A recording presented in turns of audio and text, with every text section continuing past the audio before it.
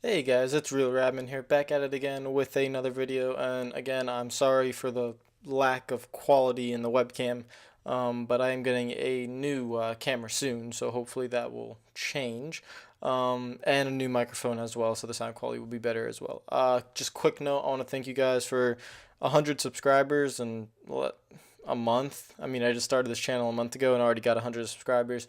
Can't thank you guys enough for hitting that subscribe button and enjoying the content that I put out. But anyways, other than that, appreciate it. But I want to just get on to the video as quickly as I can. Today I'm doing something a little bit new. No, I did. It's a day late. I didn't know if I would actually make this video, but I did want to talk about it because it was a great race and it was a very controversial finish, even though it shouldn't have been. I'm going to get into that right now. So, Austrian Grand Prix, Lewis Hamilton versus Nico Rosberg. Here we go again. It's been like this since 2014. Hey, it was a great race. I had a great time watching it. 8.5 out of 10, probably. Pascal Wehrlein, just bravo, man. He got a points finish for Manor. Romain Grosjean for Haas, doing my Americans proud because I am American and I want to see that team do well. They got points as well. Jenson Button, 6th place with McLaren Honda, getting points as well. So a lot of great stories there. But the main story is definitely Nico Rosberg and Lewis Hamilton. So Lewis Hamilton qualified on the pole. Nico Rosberg qualified second, but had a 5 grid spot penalty, so had to restart in 7th.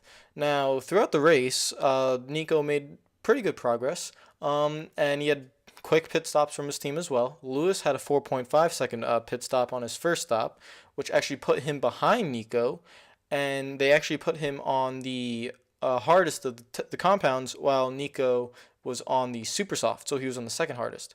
So that was an advantage for Nico Rosberg, and it was kind of unfortunate that Lewis Hamilton had that kind of luck. It wasn't really luck though from him. It was just a team error.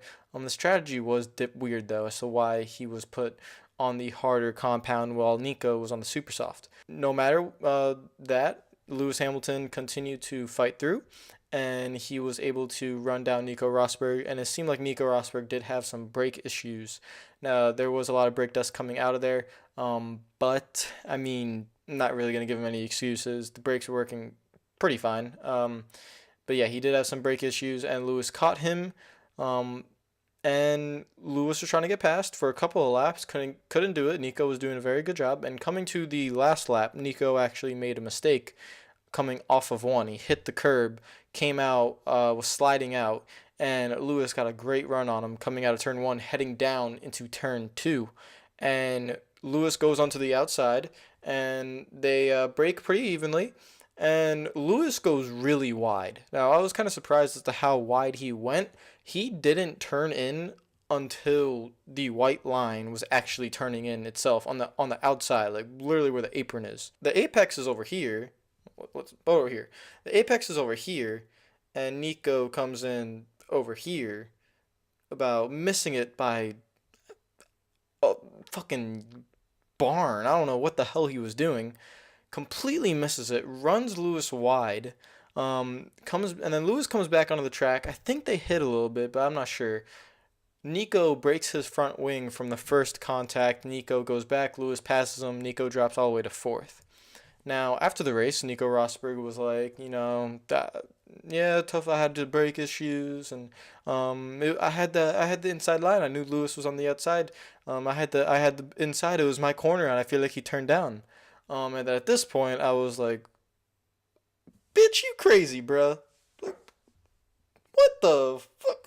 Because if any of you guys know racing, hopefully you do, and I'm pretty sure I know racing as well.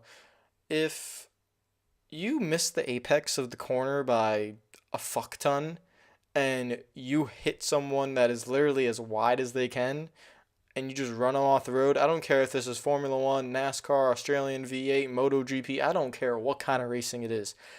That is your fault in terms of Nico Rosberg. The person on the inside, that's their fault.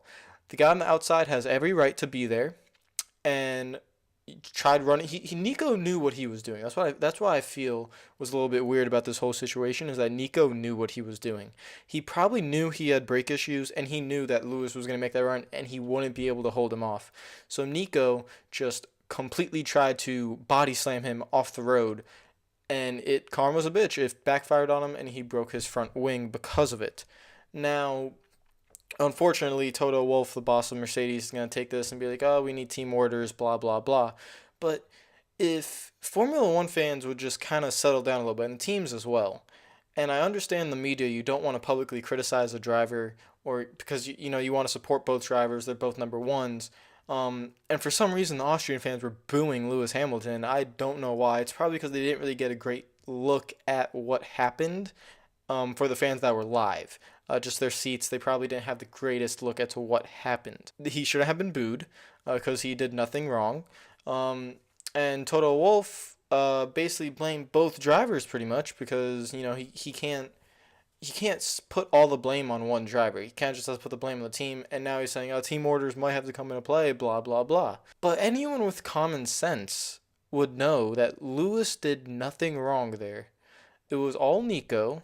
And yes, he might have had brake issues, but Nico was the one that decided to, hey, I'm going to risk it. I'm going to body slam my teammate off the road and risk taking both of us out.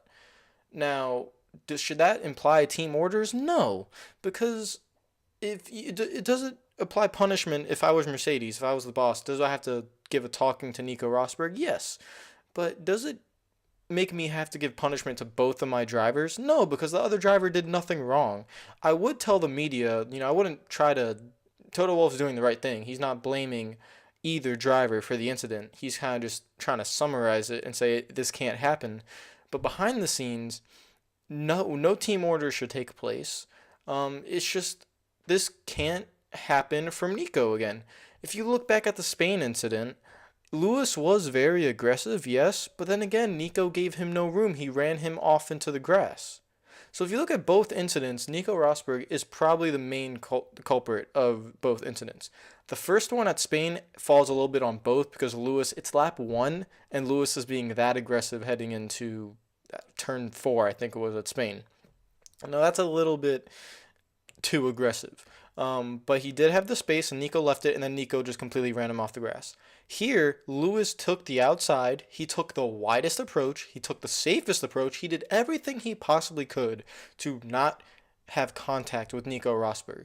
And Nico just tried body slamming him off the track. So that doesn't. There's nothing Lewis can do at that point.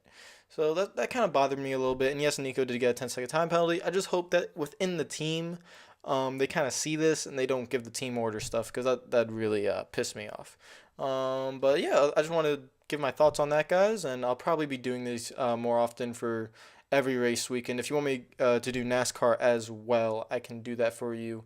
Pretty much until I go up for college August 18th, because at that time I might not have the time to do post-race reactions. I will try to, but for now I can. So if you guys want me to do NASCAR, just leave down below. Tell me to do NASCAR post-race reactions.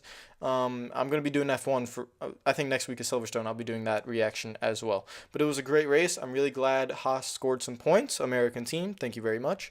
And I'm really glad Pascal Wehrlein see his continued improvement and success in Formula One in the manner as of now, and Jenson Button scoring points for McLaren. Those were three that popped out for me.